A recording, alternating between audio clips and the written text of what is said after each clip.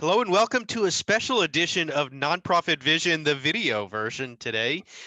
Gary Romano, president of Civitas Strategies, and I, Greg Nielsen from Nielsen Training and Consulting, wanted to come together and share a couple of quick updates with you on the stimulus front that benefit small businesses and benefit nonprofits specifically. Over the past couple of weeks, there have been some key changes to stimulus programs, one of which can impact you if you don't have employees, the other of which impacts you if you do have employees. So we wanted to come together in a quick video to outline those changes in a quick, easy to understand format. To do that, I welcome Gary Romano. Gary, let's start with the change that impacts those small businesses and nonprofits that don't have employees. Absolutely. So last week, we had heard a couple of weeks ago about the fact the funding formula was going to change. That hit last week. So this applies to if you're a sole proprietor, if you are a consultant, I'm sorry, a contractor, you have no employees, right, at all. W or 1099s don't count. This is only about W-2 employees, right? You have no employees and you have this new funding formula. So previously, the way that we had to calculate your PPP loan was we had to look at the gross. So this was line 31 of your Schedule C. So you had the money come in. I'm sorry, that was the gross. You had all these expenses come out. Then we had to look at the net, which was line 31. So in other words, you had all your expenses removed first before we had a number that we can convert into a loan.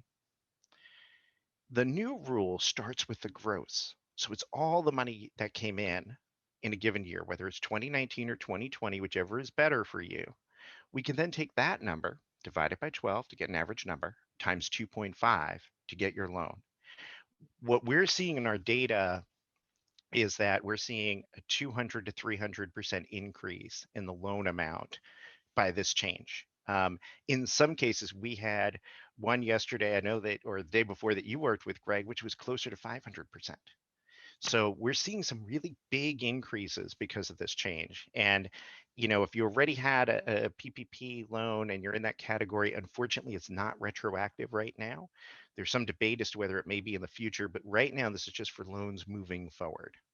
Okay, so let's summarize that for folks real quick. We're talking about the PPP, Paycheck Protection Program, round two. And for those who had gone through round one and may remember that process, if you didn't have employees, so you're a Schedule C filer, you would look at your net in, or you would look at your No, gross income, right?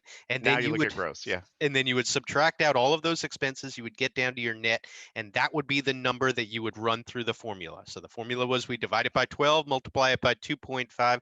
The big change now is, as you said, we're using our gross revenue. So for most filers, for most individuals without employees, that could and should result in a much larger PPP loan.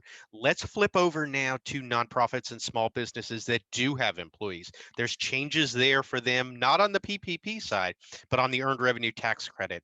Can you give us a summary of that, Gary?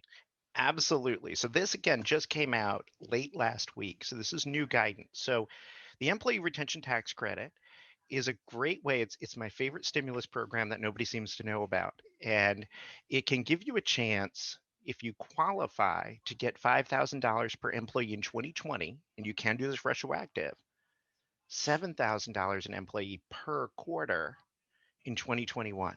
So think about those numbers for a minute. That could add up pretty quickly. These are for W-2 employees. Previously, we talked about two triggers for this program. One was in 2020, you had to have a 50% decrease in your revenue comparing 2020 to 2019 by quarter, or for 2021, a 20% revenue decrease. Now, I know that was hard for a lot of you because if you were still getting funding from your state or local government, for many of you, your funding remained leveled, even though your costs rose so high, you were losing money. But there was nothing we could do with this program. The other way you could tap into it was if you had a government ordered closure. So that period would be covered. Let's say you had a 3-week closure where they said just nobody could leave their house, Right. right? You can be covered then. But I know many of you had your PPP money, which you can't use at the same time. So it wasn't as helpful. There was a third trigger that we didn't talk about, and that was a partial cessation of business. And we didn't talk about it because up until last week, the guidance from US Treasury amounted to, well, we'll know it when we see it. So there was a lot of different interpretations. They literally ranged from a 2% change in your operations all the way to a 25% change or more. There was no agreement. The National Association of Accountants kept pressing the Treasury to give us more guidance, and we got that late last week. And this is really huge if you have employees. So what they said was, you need to be able to show a 10% reduction by quarter in your amount, your ability, your capacity to produce services or goods. And one of the examples they give, which is very telling, is you have a restaurant, right? Like let's say they normally have 20 tables because social distancing, they now only have 15 tables, right? That would count. So that would allow you to tap in to this funding again, and you could look, we'll have some resources for you at the end. You could take a look at those, but you're looking at up to 5,000 an employee for 2020, again, retroactive, 7,000 an employee per quarter, starting in quarter 1. So we're already in it. You could be getting this money. The other thing I would know about this partial cessation of business that is really interesting is it's by business unit. So let's say we're working with a lot of childcare providers, and many of them are business unit of a church. Well, the churches, as a sign of generosity of people around the country, have been doing well in many cases because people are stepping up, they're giving money to them, they're helping them out. But that childcare business, that was suffering. And so previously we had to say, well, when you look at the whole organization, your revenue's up or it's Right. level, right? Now we can say just for that unit, you had a drop, so you can claim just that unit. So if you're a large organization like a Boys and Girls Club, a Y, this could allow you some really targeted benefits. For those of you who are nonprofits or for-profits who are providing direct services, right? Think about how your capacity changed. Right. And this could be opened up for you. And again, it's a really significant amount of money. So again, earned revenue tax credit, in summary, we've talked about it in terms of business reduction in revenue. The change that you're talking about now that came out last week was around that partial cessation of services, or that decrease in your ability to provide services by up to 10%, which could open up that benefit of up to $5,000 per employee, $7,000 per employee in 2021, to a significant number of nonprofits, significant number of small businesses. So clearly a significant change there. We wanted to take this opportunity to highlight those two changes, one on the PPP side, one on the earned revenue tax credit side, just because we know that the guidance is changing rapidly. You all are extremely busy. You're running your businesses, you're running your nonprofits. There are tremendous demands on your time. We wanted to share this video with you to hopefully simplify that process. If you have additional questions, though, we also want to link you with the resources that are necessary for you. Gary, can you give us a quick update or a quick rundown on where people can go, how people can access additional information and support?